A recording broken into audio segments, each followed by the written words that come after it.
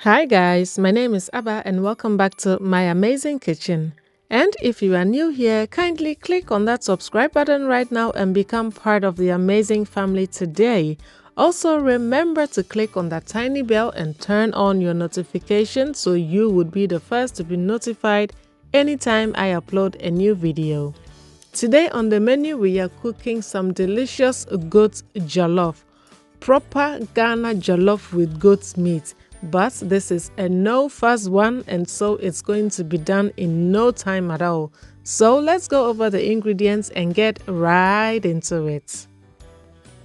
I've got some sliced onions and of course our goat's meat, and this is about 1.3 kgs of goat's meat. My rice, and I'm using jasmine rice. I'll be using some passata, but you can use any tomatoes of your choice. And this is what is going to make our life easy. This is my meat marinade I shared with you in my previous video. It contains so many good herbs and spices that is going to make our jollof so tasty. I will link the video somewhere down below so you can check it out, and also see the description box below for a list of the ingredients and the measurements. To start our jollof, we need to cook our goat meat, and because goat meat takes a lot of time to cook, I'm going to use my pressure cooker to tenderize my meat, but you can obviously do this on your stove as well. Add 2 heaping tablespoons of your meat marinade, and you want to be generous with it because it is going to flavor our meat and in turn our stock, and our stock in turn our jollof. So you need to get it right at this point for a very tasty outcome.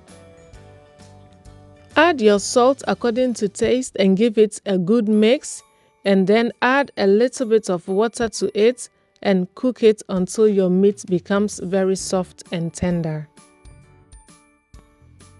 When you cook your meat on your stove, it will need at least 30 minutes to cook before it becomes tender. But with my pressure cooker, all I need is just 10 to 13 minutes using my meat function, and my meat will be done. So whilst my meat is cooking away, I'm going to start with my jollof base. And so I add about half a cup of olive oil into my pan, and you can use any oil of your choice. When my oil is nice and hot, I'm going to add my onions and saute it until it becomes very soft and translucent. Next, I go ahead and add 2 extra tablespoons of my meat marinade, and this marinade contains aniseed, star anise, coriander, ginger, garlic, pepper, so many good stuff. And so you really need to try this marinade, and it is going to make your life very easy in your kitchen. Keep on frying until it becomes very fragrant and you start to smell all the spices in there, and then go ahead and add your tomato paste. Fry your tomato paste very well for about 5 to 7 minutes just to get rid of that acidity that comes with tomato paste. I've also rinsed my bowl and added just a little bit of water. Next, I go ahead and add 2 cubes of my paprika marinade as well, and this is also another marinade that is packed with tons of flavor. And this is how I infuse so many flavors in my dish without adding any artificial flavorings or additives. I will also link this video down below so you can check it out. So it's 13 minutes into the cooking time, and my goat's meat is beautifully cooked. As you can see, it's fork tender. So I'm going to take it out of my pressure cooker and allow it to drain a little, and then transfer it onto my baking sheet and spray it with some cooking oil and bake it in my oven. Adding the cooking spray will make your goat meat look like it was fried instead of baked. If you don't have a cooking spray, just drizzle with some oil and keep the stock for later. I now check back on my jollof base, and my tomato paste is cooked beautifully. So now is the perfect time for me to add my passata or any blended tomatoes if you are using that. And you want to cook this on medium-low heat for about 10 minutes, stirring in between so it doesn't catch at the bottom.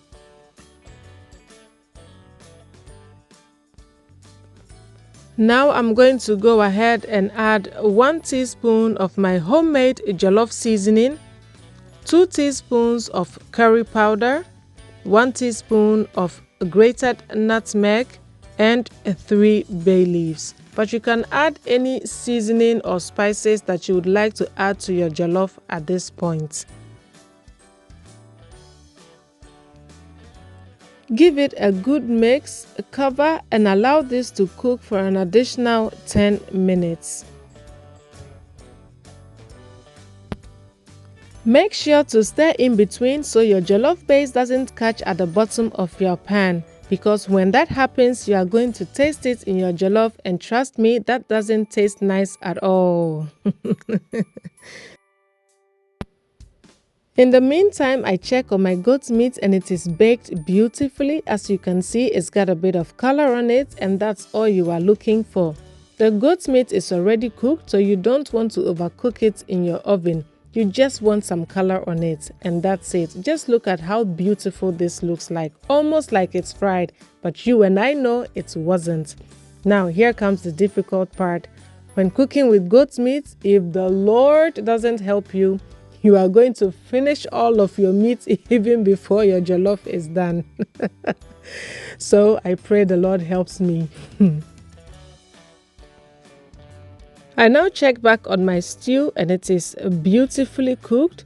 Now is the perfect time for me to add my goat meat.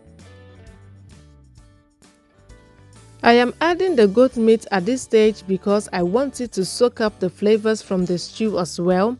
And in turn, the goat meat will also release its flavors and juices into the stew, and the stew is going to become so flavorful. So there is a marriage ceremony going on right here. So once all your meat is added, you want to give it a good stir, cover, and allow them to marry in peace. We don't want any disturbances from in-laws. After your meat and your stew have cooked together beautifully, this would be the perfect time for me to add my rice. And I have washed my rice beautifully, but you can choose not to wash yours. In my opinion, it doesn't really matter. It's all about preference. I add my rice gradually and stir in between so that every grain will be coated with the stew before I move on. When the grains are well coated with the stew, I move on by adding my stock. And I'm going to add my stock little by little, just so I can tell how much I need. Remember, you can always add more, but you can't take it out once it's added. Remember that every rice absorbs moisture differently, so you may need more or less depending on the type of rice you are using.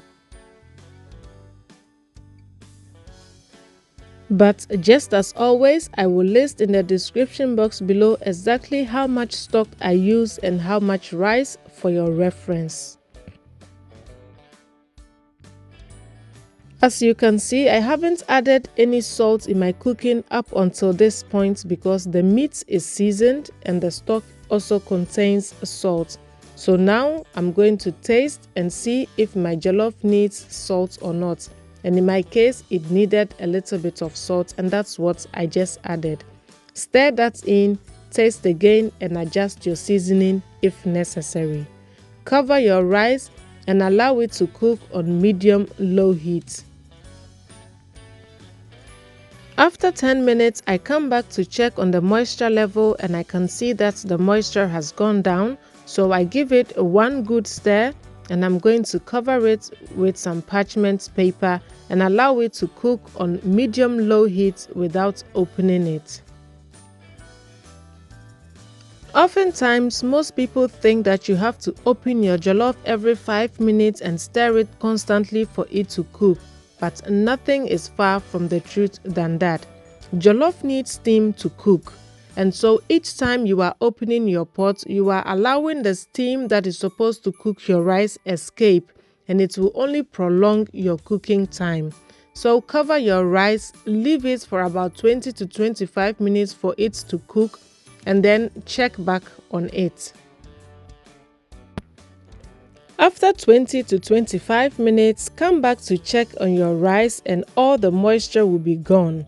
You would actually feel tempted to add more water or stock to it, but please don't do it. This is a lie the devil is telling you. Trust me on that. Just cover your rice with your parchment paper and allow it to steam for another 20 minutes, and the jollof is going to cook itself to perfection. Trust me on this. So after another 20 minutes, I come back to check on the jollof, and our jollof is beautifully cooked. It is steamed beautifully. It is cooked to perfection. Your grains are single. It's not sticking together. Everything is carefully measured, so your jollof will come out perfect. I told you this is a no-fuss jollof. So in total, I only stirred my jollof twice. The first time I stirred and covered with the parchment paper, cooked for 20 minutes, and the second time was 20 minutes into the cooking time when I gave it another stir, and that's it. And still the jollof is cooked to perfection. There are so many ways to cook jollof, and honestly, I have different ways I cook jollof too. But if you stick to the tips and tricks that I have given in this video, your jollof is going to come out perfect each and every single time.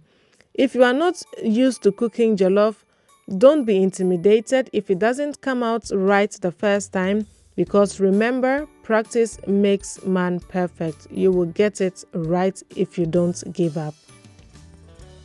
I really hope that you give this simple and easy jollof recipe a try, or let me know in the description box below how you cook your jollof. Maybe we will all learn a thing or two from each other.